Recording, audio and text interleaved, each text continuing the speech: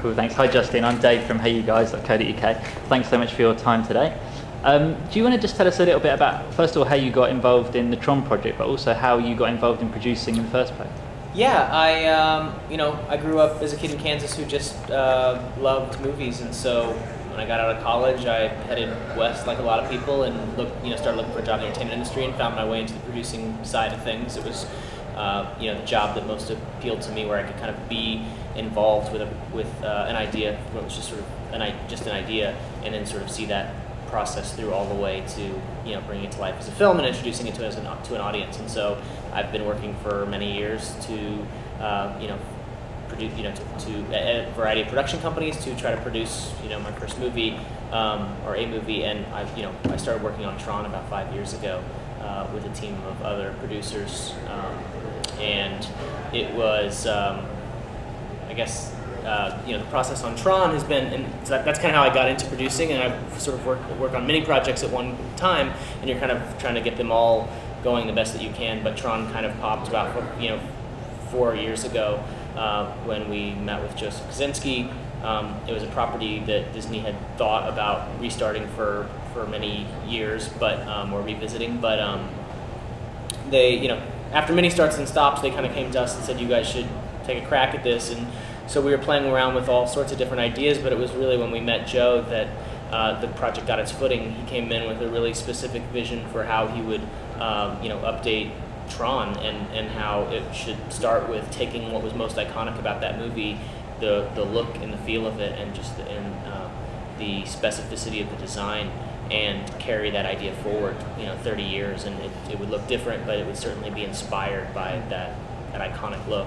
And we really liked that idea. And around the same time, we met with these writers, Eddie Kitsis and Adam Horowitz, who had long worked on Lost and were very accustomed to telling sort of mind-bending yet character-driven stories on that television show. And they pitched us an idea for Tron, which was very worked out, but it included the idea of having Jeff Bridges back, so it would be a continuation of the story from 1982, but it would not only have Jeff Bridges back at his current age, but it would have Jeff playing himself at half his age, at age 30 or 35. And that idea really was compelling to us, because we thought with the original Tron, one of the things that was most special about it was that Steven Lisberger and his team had really pushed the boundaries. They'd used all sorts of new technologies to tell the story that couldn't have otherwise been told before. And here we were in 2010, and they were pitching us an idea that we were like, 5 years ago, no one could have done this. This story could have never been told. And so we really, really liked that, and it just seemed like a really, really compelling story that we thought an audience would relate to. And then we had to figure out if it was possible. And so we found in Digital Domain, a visual effects company who had developed the technology to create this completely photorealistic version of Jeff at a younger age that Jeff could provide the performance for. And so then we had what we thought was a really interesting, antagonist in this movie that could kind of be an impediment to this father-son relationship that we were trying to rekindle between Jeff Bridges and his son, Garrett Hedlund. So that's kind of how we got Tron going, and then it just became this development process where we were developing the visuals of the movie in concert with the story of the film, and it started with that visual effects test that we showed at Comic-Con a few years ago, which was really just Joe's proof of concept to the studio to say, I want to show you the world that I imagine Tron to be, and to do that I want to show you that there's this sort of stew of new technology that we're going to have to use to create it, so let us go out and do that and show you a 2-minute piece. And showed it at Comic-Con. People really, really liked it. Were you there in the crowd when? Yeah. And yeah. What were you like when people were giving it, woo woo? It was great. I mean, it's hard to know because it was shown in Hall H. Yeah. And it's such a big room, and we were so nervous. You can't quite tell how it plays. Like, I think that was really good, but it was once that we walked out into the main convention center, and we kind of heard the convention hall kind of a buzz with this new Tron footage that Disney just surprised everyone with. And then when we started reading reactions online, which were all quite positive, and then it sort of it just activated this sort of sleeping fan base of people who were online who were saying, what, there's a new Tron? And all of a sudden and Disney kind of looked and said, well, maybe there's really an audience for this movie.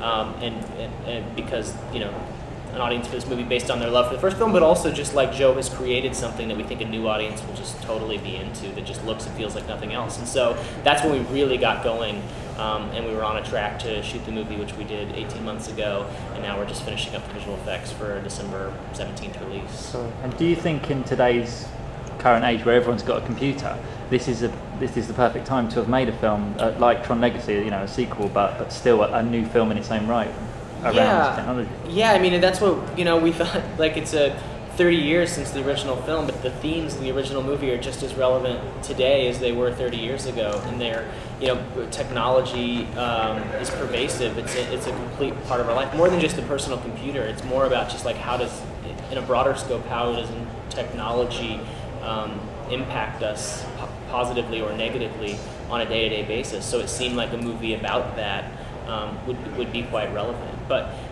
you know, we didn't sort of set out to create the next, you know, we really didn't want to try to create the next internet movie or even create a movie, certainly not a video game movie. It's really a movie where where we transport characters from our world into a new world that happens to be this digital space that I think people now have a greater context for because they live in a digital world.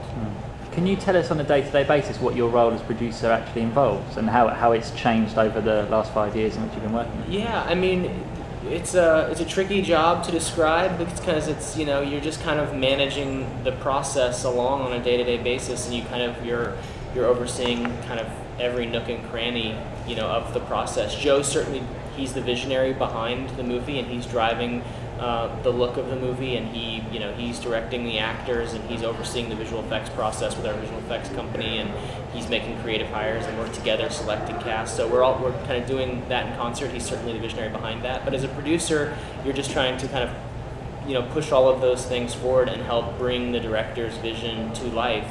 And then you're doing everything you can to help the studio then market and promote the movie, which is kind of the stage we're in right now, which is over here. But yeah, it's a bit of a tricky job to describe because it's really just about trying to oversee every aspect of the process to finally get the end product that you've all been talking about for the last 5 years. When Joe sat down with us for the first time and sort of pitched, here's what I think Tron is, here's my vision for it, here's the story, and the writer's like, here's the story we want to tell. My job is to, you know, do everything that I can to help them bring that vision to life and then introduce it to an audience and give Disney, you know, a movie that they can go out and entertain audiences with. Do you mind if I ask how old you are? Yeah, I'm 30. So I'm 30 as well. Yeah. If I was given this task as producer of a tentpole movie, you know, possibly one of the biggest movies that Disney's done in a long time, live action. Yeah. How does that feel? Do you feel this massive weight on your shoulders? Do you wake up in the morning worrying about it, or do you look forward to the next day? I wake up in the morning worrying a little bit about it, but no. It's hard. It's interesting because you're just doing it, and there's so much to do, and you just, like, I know what we have to do this week to get closer to our goal, which is delivering the movie in November, so that Disney can, show it to audiences in December. And it's just like you just take it on a day-to-day basis, and you look down at the list of stuff that has to be achieved to get you where you're trying to go. And so I don't really focus too much on it. You know, I think we've got a great. Really, it's just about, you know, I just work to try to tell a story that I'm interested in and create a movie that I'd really want to go see, and I think that, you know, if you can do that, then hopefully you create something that a broader audience will want to go see.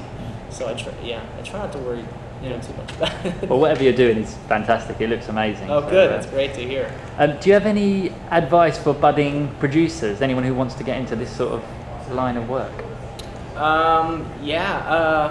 Maybe. Yeah, I mean, I think it's just about.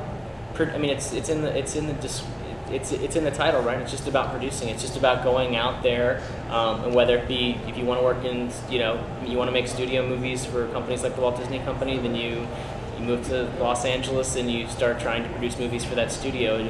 But you can also just produce movies anywhere you are. You know, there's a technology available to people now to go out and buy or rent a camera, shoot a movie, edit that movie, and, you know, find distribution for that movie and put it out there into the world. And so to be a producer, you just actually have to, you know, get out there and start producing things and, you know, trying to find stories that inspire you, and then, you know, looking around for how you can bring the right people together and the right money together to, you know, make that a reality.